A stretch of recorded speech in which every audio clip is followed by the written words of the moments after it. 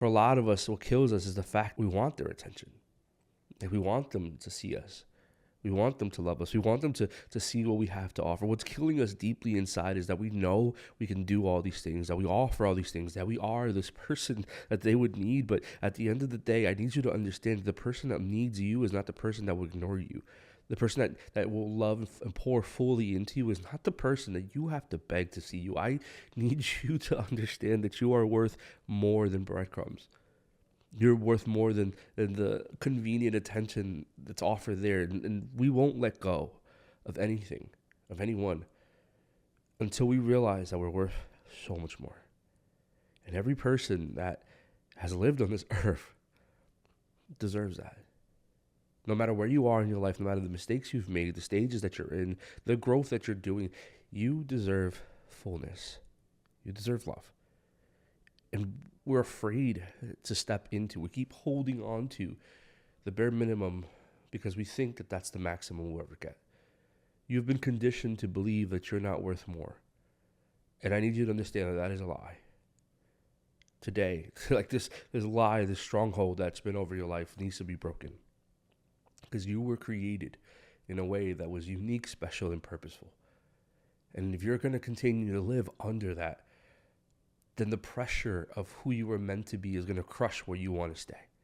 The reality of who you can be is what hurts your heart so much because you know what you're capable of. You know where you could go to. You know that the things that you're holding on to are not holding you back. They're pulling you down. They're not just giving you positive enforcement, but they're pulling you completely down. So when we hold on to these things, the reason we're so attached, the reason we don't detach, is because we're still holding on to the thought of potential. We're holding on to the thought of our own fears. We're holding on to toxicity. So let's dive into these things. Why do we hold on? Why do we make it so difficult? You don't stay because it's good. You stay because it's familiar. Like you don't stay in a relationship that's unhealthy for you because it's good. You stay because you know it, because you know you're accustomed to the routine. You're accustomed to what they're going to say. You're afraid to leave because you know that that person has been there consistently, whether bad or good, for that time frame. And even though they're not showing up for a lot of us how we need them to show up for us in our mind, we've convinced ourselves that the fact that they're showing up is enough, and it's not. Just because there's a body there doesn't mean that there's love there. Just because they're using you for certain things does not mean that you're actually valued. Unfortunately, we'll stay in things that are killing us because we're afraid to walk away. You'll keep holding on and you'll never detach because you're making this connection deeper and deeper and deeper and just rooted in something that doesn't actually have substance. Most times we stay because we already know the pain. The pain we know is easier to deal with the pain that we don't know. And we think to ourselves, well, this is already what I'm expecting, so I can't hurt anymore. But here, why would you want to live a life like that? A life where you have to suffer just to be present to a person. We stay because we're afraid to move and what's out there. We're afraid of the next stages out there. We stay because the toughest thought we have is starting over. Like we think what's going to happen. I promise you that starting over is less scary than staying under something. Like starting over is going to be less scary than being in this thing that's obviously killing you. So you have to ask yourself these questions. What do you really want?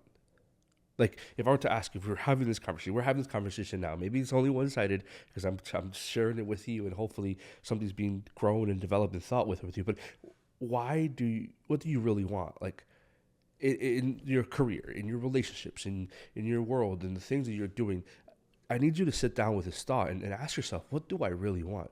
Is this person what I really want?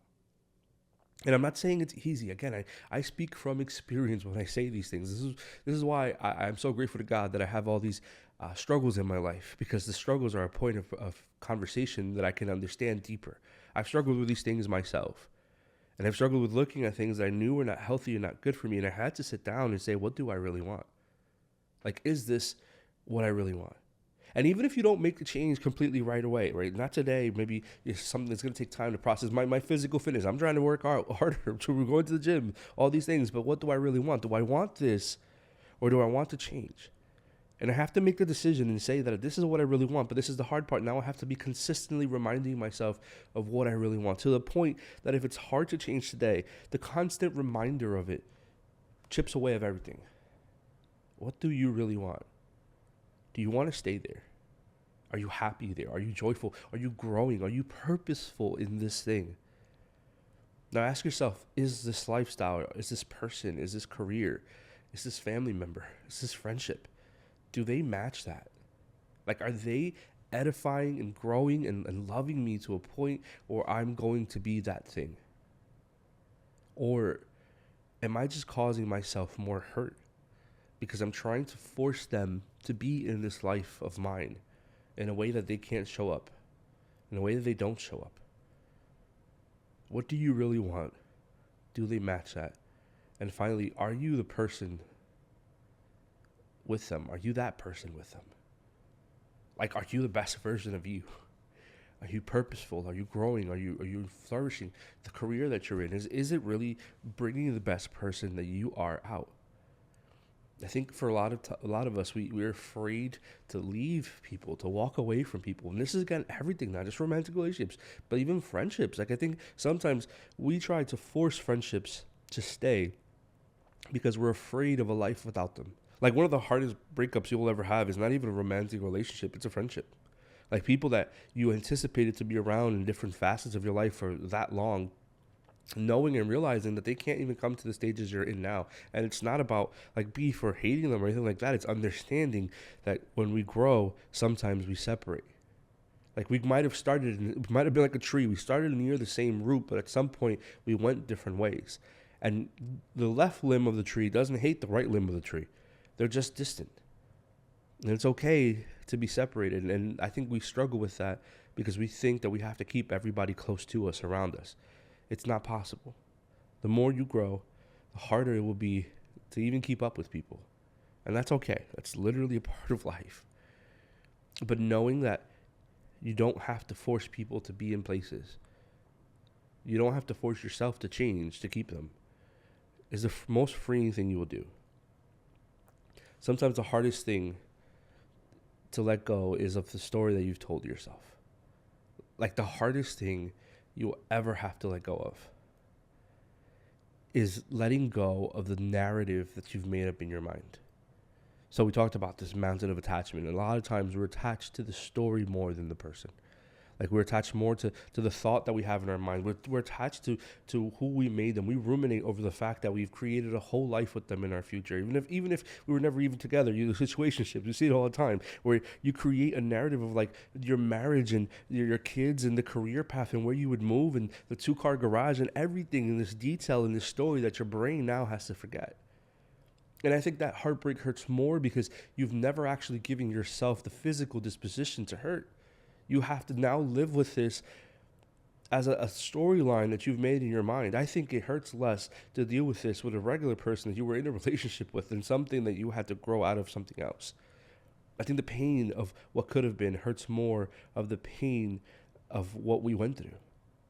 And I'm not saying it's more practical or any less hurtful in terms of time, but it is painful to detach from a story that you've already made. And I think the best way that we can ever do this is to realize that we created the story. That also means we created the character that they are.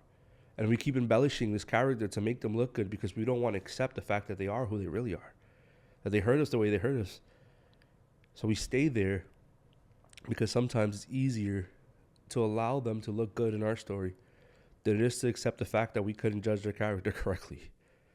Let them be who they are. Let yourself know the real story of what you're dealing with.